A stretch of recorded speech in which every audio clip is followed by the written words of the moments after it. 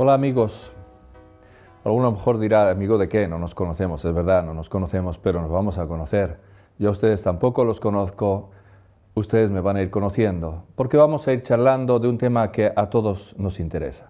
El tema de la vida, el tema de la ética de la vida, o sea, el tema de la bioética.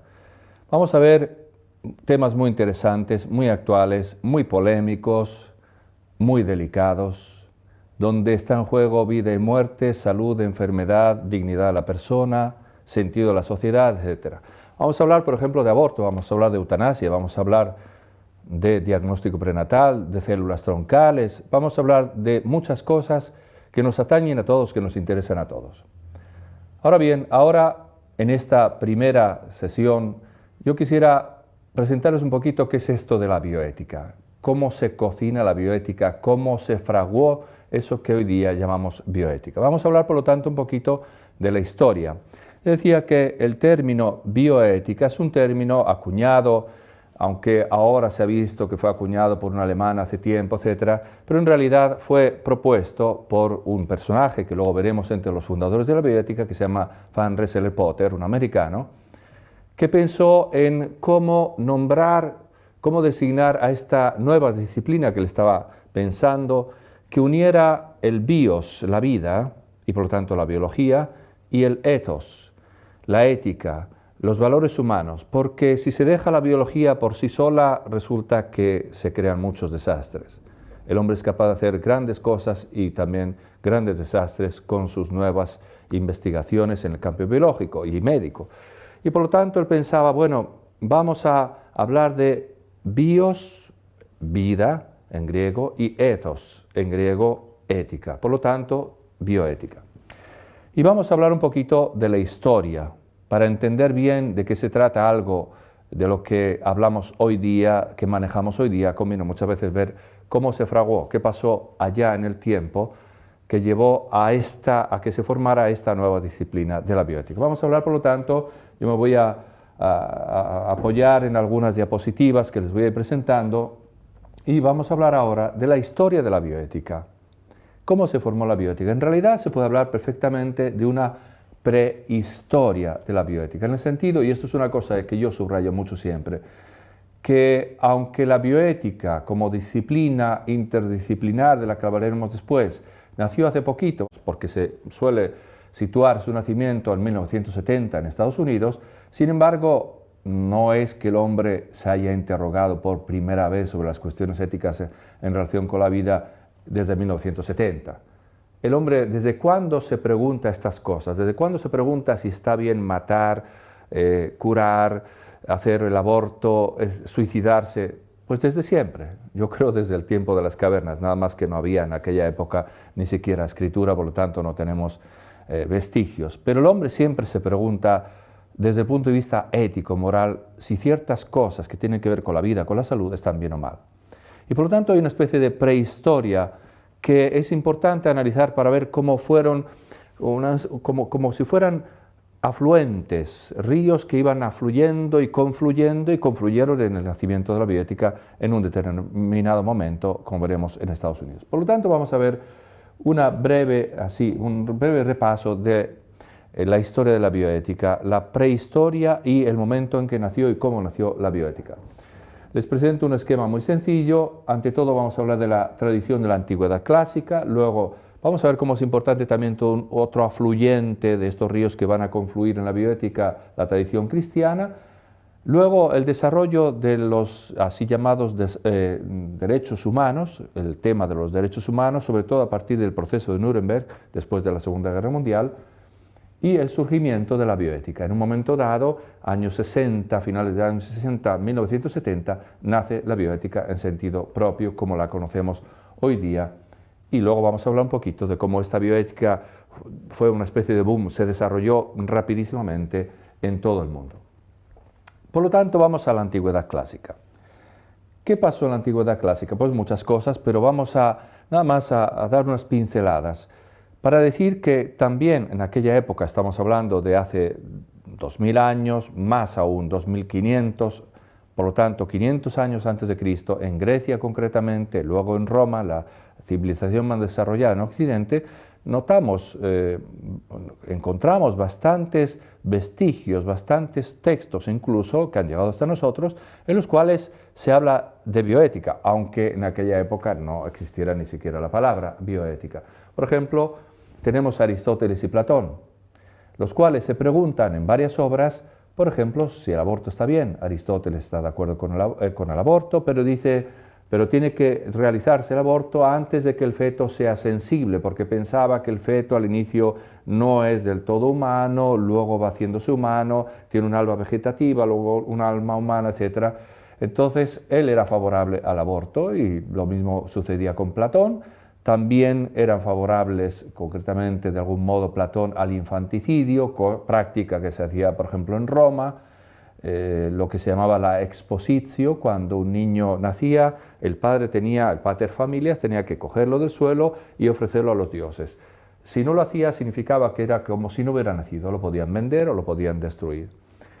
Había prácticas de este tipo, como había la discusión sobre el suicidio, si estaba bien el suicidio o no estaba bien. Por ejemplo, Platón en República, su famosa obra sobre el estado ideal en su mente, pues se pone la pregunta sobre hasta qué punto hay que ir a los médicos, hasta qué punto uno, cuando está enfermo, tiene que hacer de todo para curarse.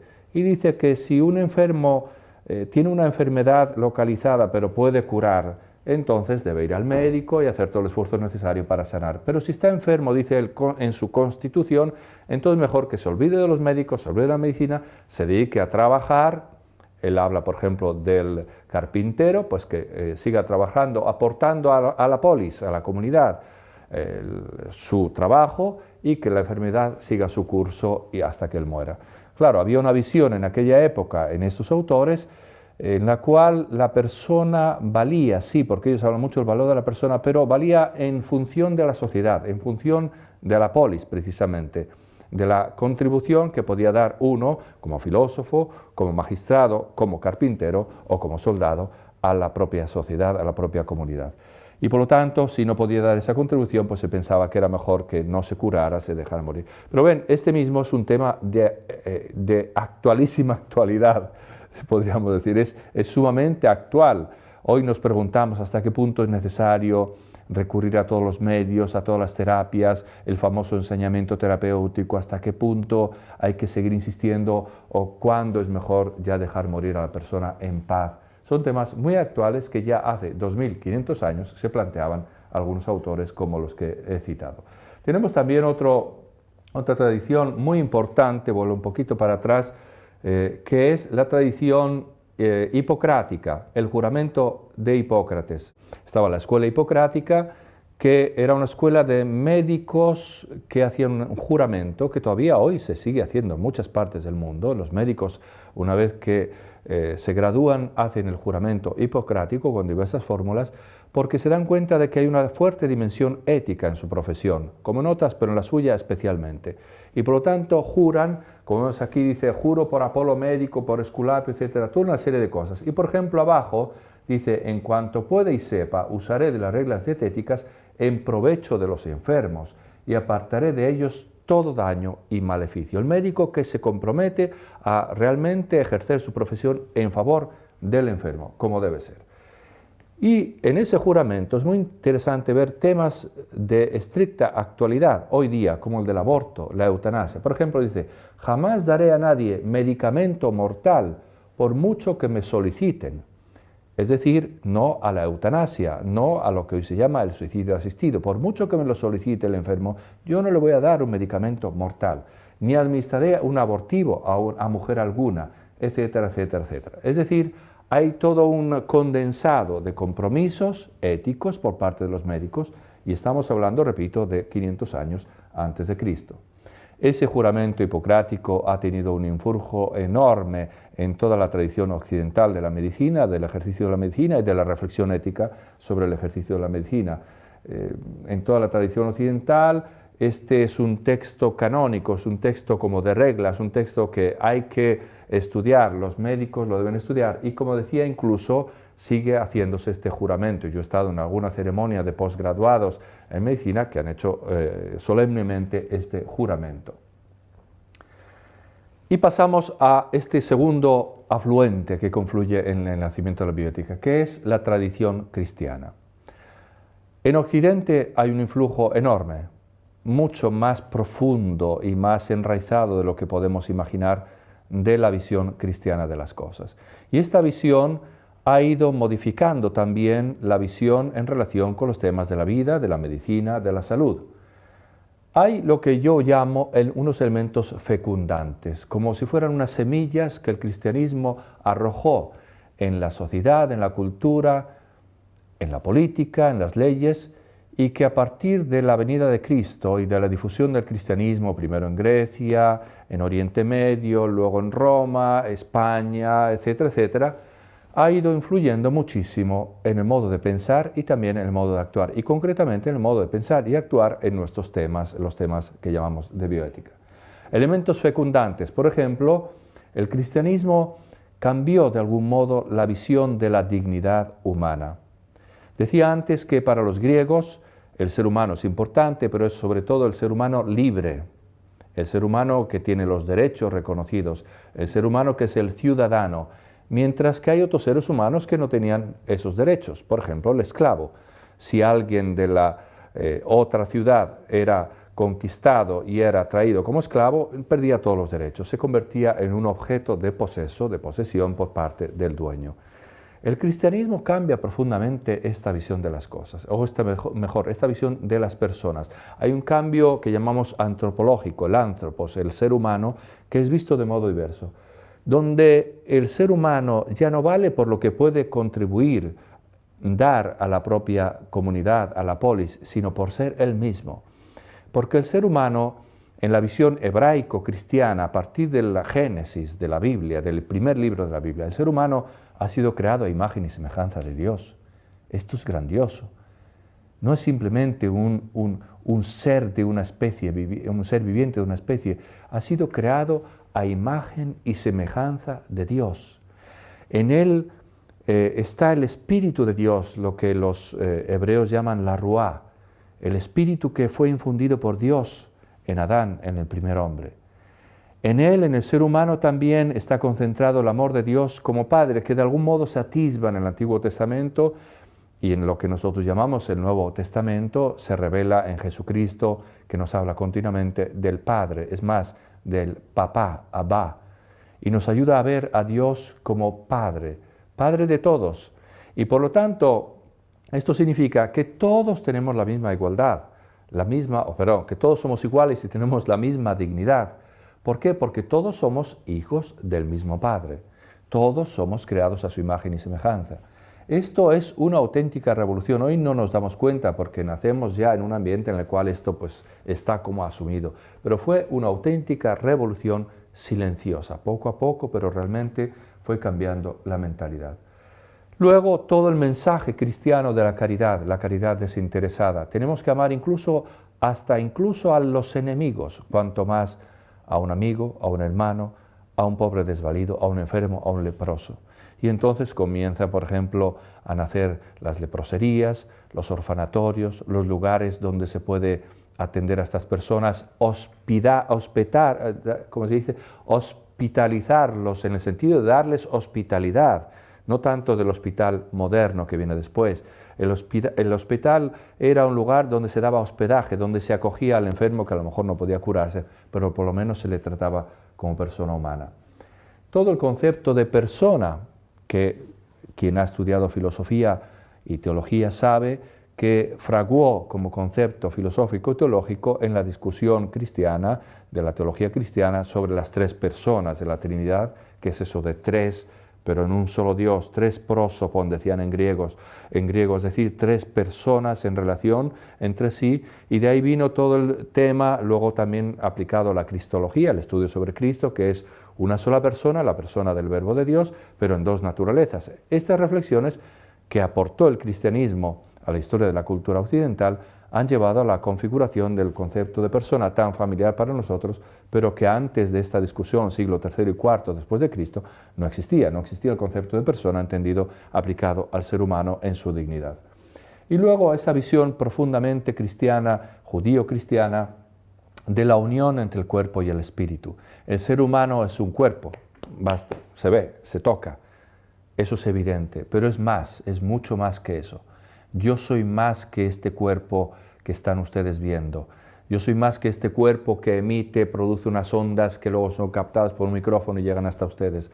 Yo soy también un espíritu, yo soy unos sentimientos, una voluntad, un proyecto de vida, etcétera, etcétera. Y ustedes igual, ustedes que me están escuchando y viendo también, me están escuchando y viendo gracias a su cuerpo, que traduce las señales que les llega a partir de mi cuerpo a través de estos medios que hoy tenemos a disposición tecnológicos, pero es también su espíritu, sus sentimientos, su inteligencia, su voluntad, sus proyectos, sus esperanzas, sus temores, los que están ahí expresados, unidos a ese cuerpo. Y no son dos cosas diversas. Esto es muy importante. La visión cristiana no es una visión dualista, en la cual hay una separación, en un cuerpo que es como un cascarón vacío en el cual está el espíritu.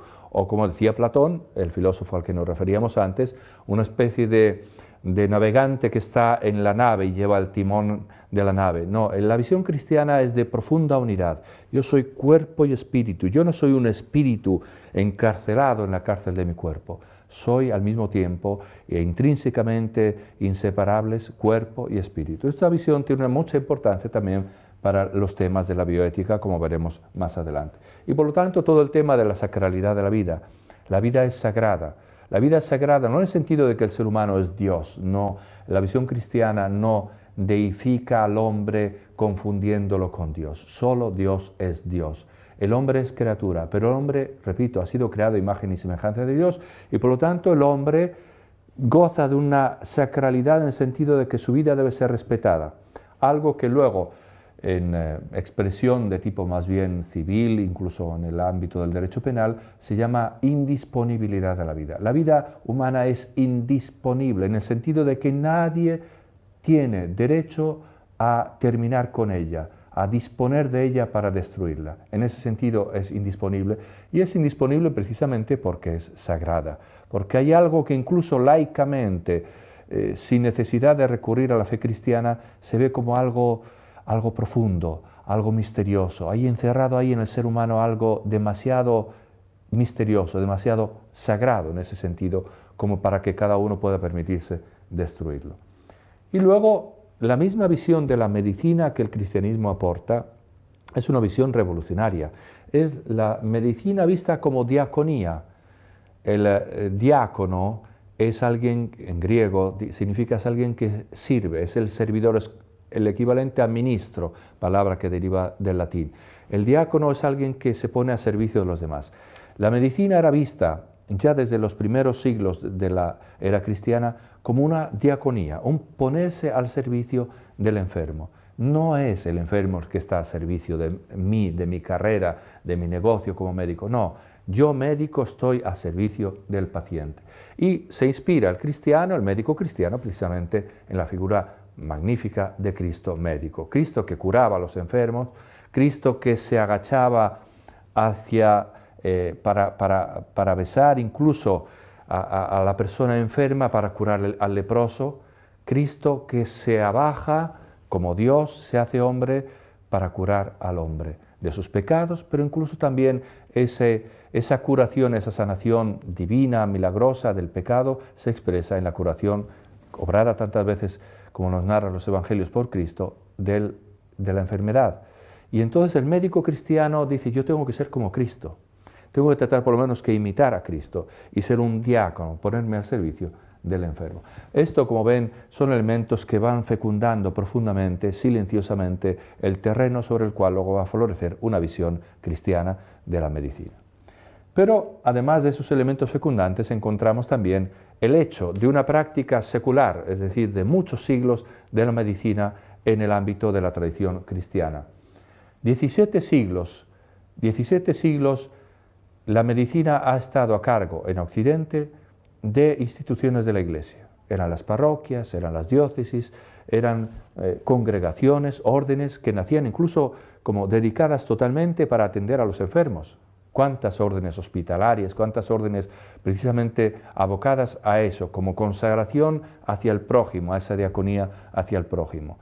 ¿Y por qué digo 17 siglos? Porque las cosas cambiaron con la Revolución Francesa y con la mayor entrada, por así decir, de los estados modernos, en todos los ámbitos de la vida social y por lo tanto también la medicina. Y en todos los hospitales, que hasta entonces eran hospitales que eran siempre católicos, eran siempre hospitales llevados por religiosos o pertenecientes a las diócesis, y por eso es muy interesante ver cómo incluso hoy la mayoría de los hospitales, incluso los nuevos, tienen el nombre de algún santo, muchísimos hospitales. ¿Por qué? Porque había esta tradición dentro de la cultura de la Iglesia. Pero a partir de la creación de los estados modernos después de la Revolución Francesa, los estados fueron tomando mayor papel. Y qué bien, porque realmente de ese modo hay una mayor participación de la sociedad a través del Estado, una mayor potenciación de la capacidad de la medicina, etc. Pero hay que reconocer eso, es un hecho que la medicina tuvo como primer protagonista a la Iglesia, a los miembros de la Iglesia, a los cristianos que querían ejercer esa diaconía en relación con los enfermos, sobre todo con los más enfermos, aquellos a los que nadie quiere atender porque no se pueden curar. A esas personas, sobre todo, el cristiano se siente invitado a atenderlo, a bajarse a él, a servirlo como diácono. Y todavía hoy, pues es evidente que hay una gran participación de la Iglesia, de los cristianos, en el ámbito de la medicina. En este sentido es interesante ver cómo, además de la práctica de la medicina, también se ha desarrollado una reflexión, que va a ser precisamente lo que va a llevar luego a esa confluencia en el nacimiento de la bioética en el año 70, 1970. Es decir, vemos cómo se reflexiona, no solo hay una práctica médica inspirada por la visión cristiana, sino se reflexiona también sobre los puntos éticos conflictivos, muchas veces que se encuentran los médicos en su labor de todos los días. Y vemos cómo la teología moral en la tradición cristiana católica ha ido desarrollando en los tratados medievales y en el Renacimiento, por ejemplo, el Tratado de Justicia. A veces se planteaba la teología moral en torno a las 4 famosas virtudes cardinales, y una de ellas es la justicia. Entonces, cuando se hablaba de la justicia, se decía, bueno, justicia significa promover la vida, defender la vida, no matar, y entonces toda la reflexión ética en torno al ejercicio de la medicina. En otra tradición, en cambio, se hablaba de los mandamientos, la teología moral estructurada según los 10 mandamientos dados por Dios a Moisés en el Sinaí, y entonces se llega al 5.º mandamiento. En el 5.º mandamiento, como sabemos, pues se dice no matarás. Pero no matarás no significa nada más no permitirme terminar con la vida de alguien, sino también proteger su vida, defender su salud, y por lo tanto ahí entraba también toda una reflexión ética en torno a la medicina. Y luego encontramos cómo hay una moral médica, se desarrolla la moral médica o ética médica también en el ámbito teológico, en la cual en esa moral se une los datos de la revelación, de la Escritura, Sagrada Escritura, la razón, la reflexión de la razón y también la medicina. Todo esto aplicado para desarrollar una ética médica. Y el magisterio ha intervenido también bastante, sobre todo en los últimos tiempos. Desde Pío XII concretamente, el magisterio ha ido interviniendo mucho sobre temas de lo que hoy llamamos bioética. ¿Por qué? El magisterio tiene que intervenir ahí donde hace falta. Cuando hay algo que todo el mundo comparte, todo el mundo está de acuerdo, pues no hace falta que el magisterio se pronuncie. En cambio, en nuestro tiempo, a partir de los años 50, luego veremos también por qué, hay mayores inquietudes, mayores perplejidades, mayor confusión de ideas, y entonces el magisterio, Pío XII sobre todo, en el inicio, tiene que intervenir más frecuentemente sobre temas como, por ejemplo, los crímenes nazis, incluidos la eutanasia, de los cuales hablaremos en otro momento, el progreso de la ciencia y la tecnología, que van creando ambigüedades sobre las cuales hay que intervenir también desde el punto de vista ético. Y encontramos varios temas importantes tratados concretamente por Pío XII, luego por Juan XXIII, Pablo VI, Juan Pablo II y también nuestro queridísimo Papa Benedicto XVI. Todos los temas, o muchísimos de los temas de la bioética han sido tratados y son tratados por el magisterio de la Iglesia, porque todos los católicos estamos interesados en ellos y el magisterio en muchos de ellos nos quiere orientar dándonos indicaciones precisas. Así que vemos confluir Y luego vamos a ver cómo todos estos dos afluentes afluyen y confluyen y crean un nuevo río que es el que llamamos hoy día bioética. Esto lo veremos en la siguiente sesión, en el siguiente encuentro que vamos a tener para hablar de esta bioética, en tratar de entender en qué consiste la bioética.